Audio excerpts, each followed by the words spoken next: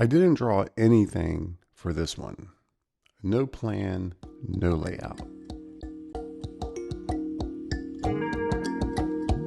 Just putting marks down and reacting to them.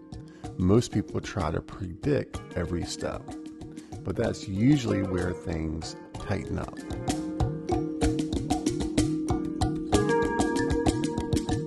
This process was different.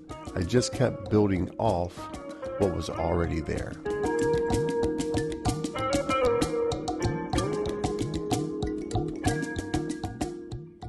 Sometimes the painting tells you what it needs. You just have to be willing to look and listen.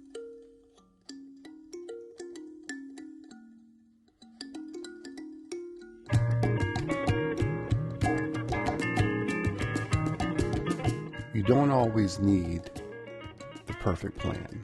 You just need something to respond to.